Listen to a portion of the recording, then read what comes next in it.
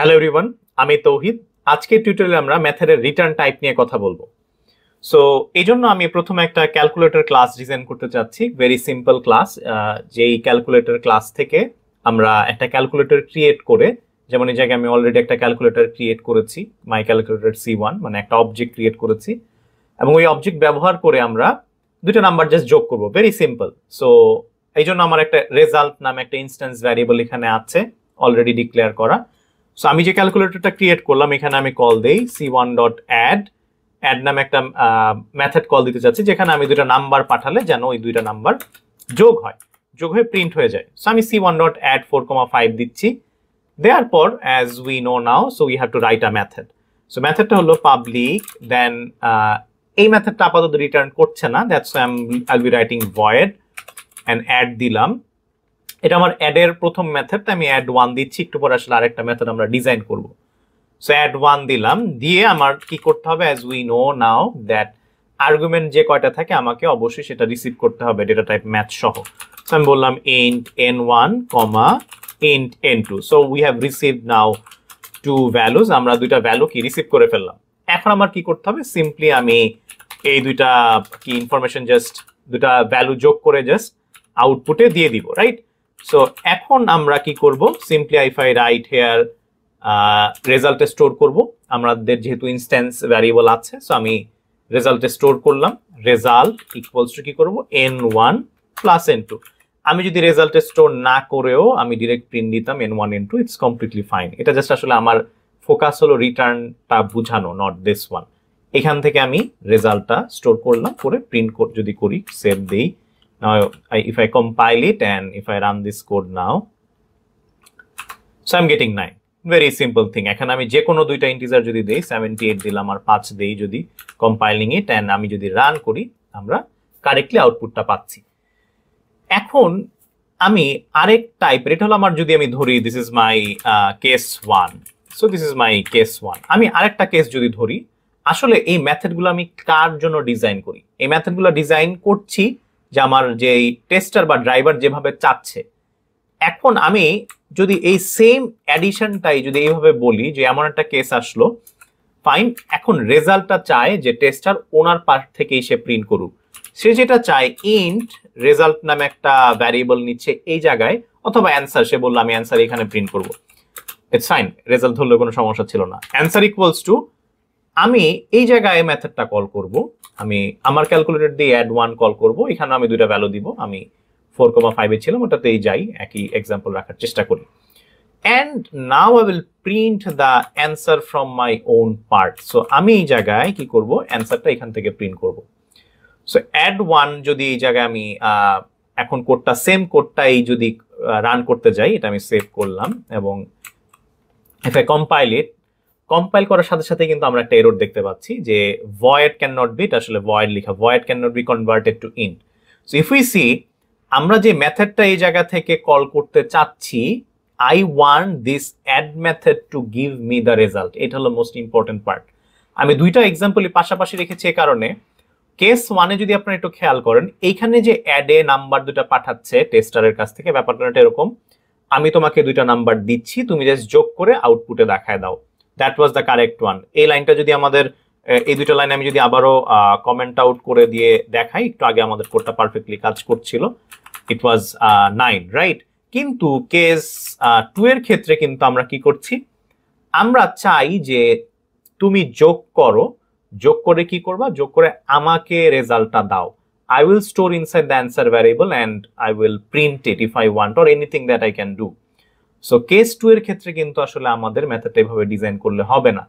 So আমি এই জন্য এটাকে আমি বললাম, লেটস সে অ্যাড টু নামের একটা মেথড বললাম।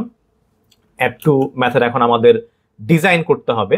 সো আমি এই পার্টটাকে কপি করি, কপি করে এখানে লিখলাম, let's say add, this is my add two, সেও দুটো নাম্বার নেয়, but now we can not do this. Void রাখলে কিন্তু অ্যাগেইন আমি কোডটা সেভ করি, এবং if I want to run this one, সে কিন্তু একই বলছে, void cannot be converted to integer, কারণ এটা কাজ করবে না। তাহলে সলিউশনটা কি?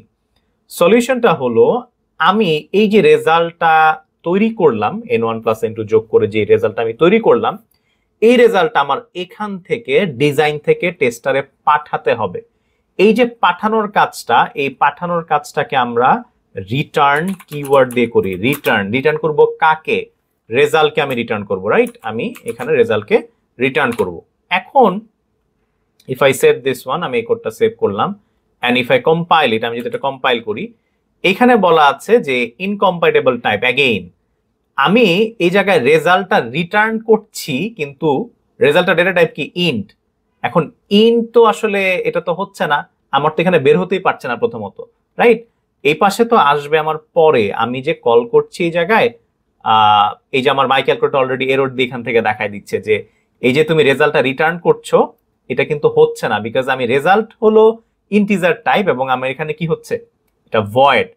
তার মানে অ্যাজ উই নো, আমরা কিন্তু অলরেডি জানি যদি আমি কোনো কিছু রিটার্ন করি, সেই ডেটা রিটার্ন টাইপটা, আমরা যখন ইনস্ট্যান্স মেথড পড়েছিলাম, আমি স্ট্রাকচারে বলেছিলাম আমাদেরকে অবশ্যই টাইপটা বলতে হবে। So now if I go to tester class again, so I have to write here int. আমাকে কিন্তু এখানে অবশ্যই ইন্ট লিখতে হবে।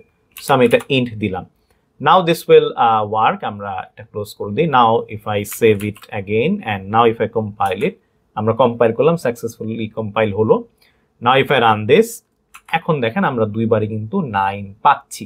সো উপরেরটার সাথে ডিফারেন্স জাস্ট দেওয়ার জন্য আমি একটা ডামি প্রিন্টিং লাইন এখানে প্রিন্ট করি, বোঝার জন্য যে আসলে কোন মেথড থেকে কোন আউটপুটটা আসছে। So compiling it again, F5 and F2 যদি দেই, সো 9 পাচ্ছি। এখন এইটার সাথে আসলে আমার এই জিনিসটার ডিফারেন্স কি?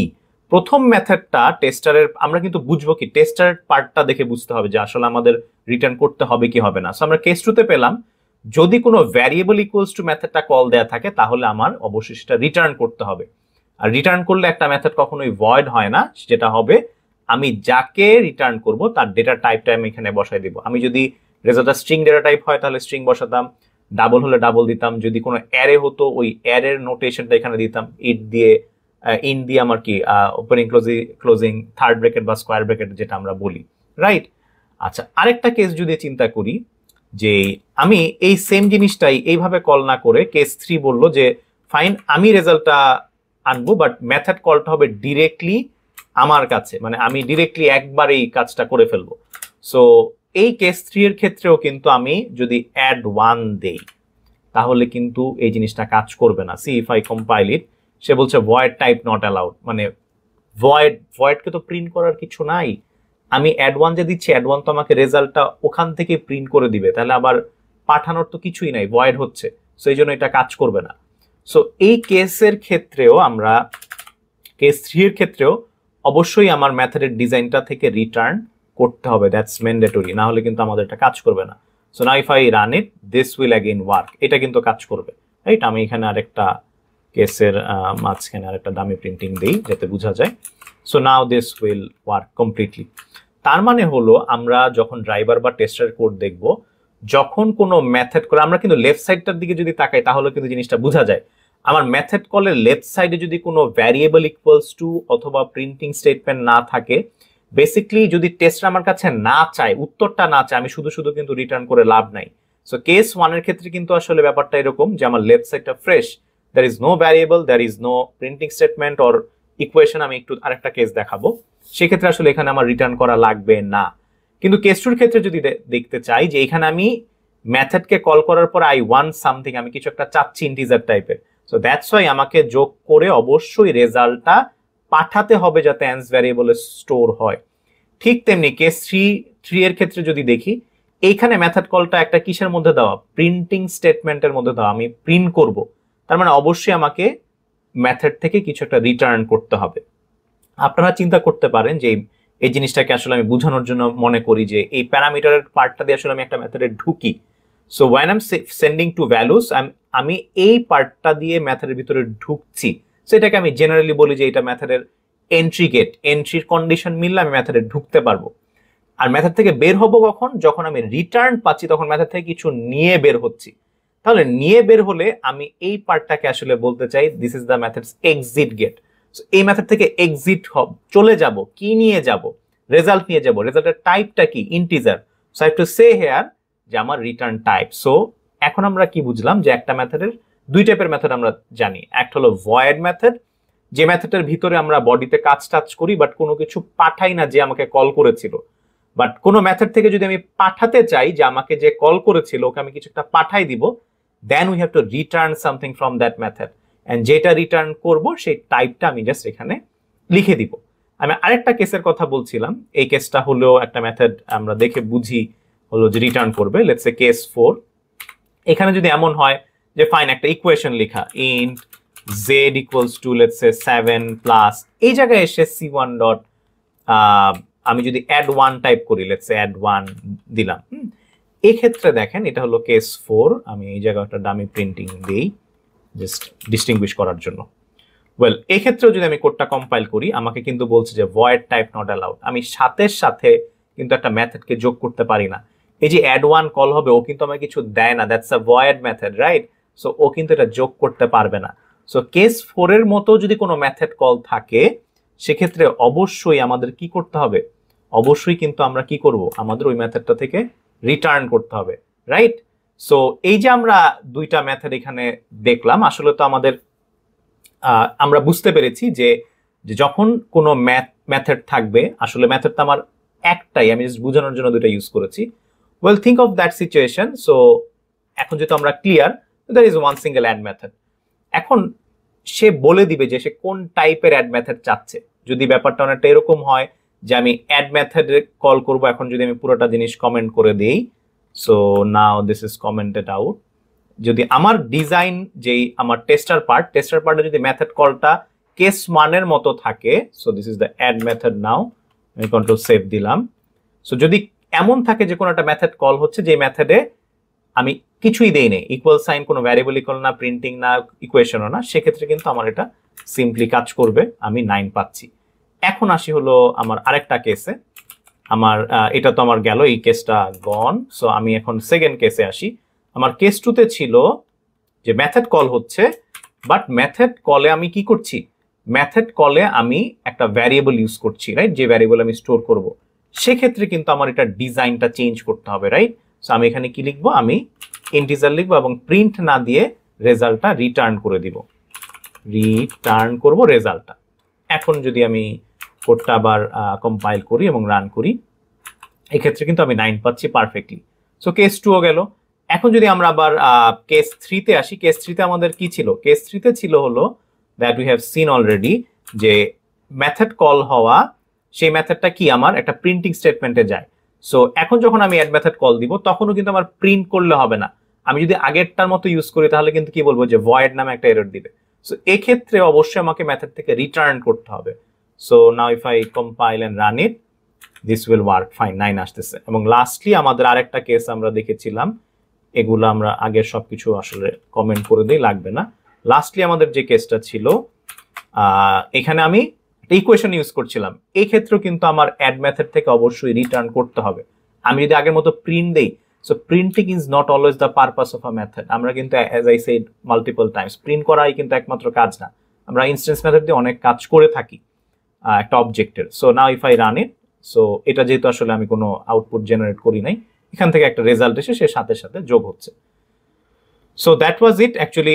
আজকের টিউটোরিয়ালে আমরা সামারি যদি একটু বলি, সামারি হলো আমরা মেথড দেখে বুঝার উপায় কি, কেসগুলা যদি আমরা আবার একটু খেয়াল করি, যদি কোনো মেথড যে কল হচ্ছে ওই মেথড কলের সময় যদি আমাদের সিম্পলি কল হয় without anything, then that method will not return. Otherwise case 2 তে আমরা দেখেছি যে একটা ভ্যারিয়েবল ইকুয়ালস টু কল হয়েছে, এই মেথডটা রিটার্ন করবে, যে টাইপ ইকুয়াল দিয়ে করেছি সেটা রিটার্ন করবে। দেন কেস 3 তে আমরা দেখেছি যে হ্যাঁ, ডিরেক্টলি মেথড প্রিন্টিং এর ভিতরে প্রিন্ট হচ্ছে, এই মেথডটাও রিটার্ন করবে। এবং লাস্টলি আমরা দেখেছি যে একটা ইকুয়েশনে মেথড কল হচ্ছে কোনো কিছু যোগ বিয়োগের কারণে, সো এইটাও রিটার্ন করবে। সো আশা করি এখন আপনারা বুঝতে পারছেন যে আমরা টেস্টার ক্লাস থেকে কিভাবে বুঝি যে মেথড রিটার্ন করবে কি করবে না। আর ডিজাইনের সময় যেটা করব যে আমরা যদি রিটার্ন করতে হয় সেই রিটার্নের টাইপটা লিখে দিই, আদারওয়াইজ মেথডের এই জায়গায় আমরা ভয়েড লিখি, রাইট? সো আজকে টিউটোরিয়াল এই পর্যন্তই। আমরা নেক্সট টিউটোরিয়ালে অন্য কোনো টপিক নিয়ে কথা বলবো। Thank you so much.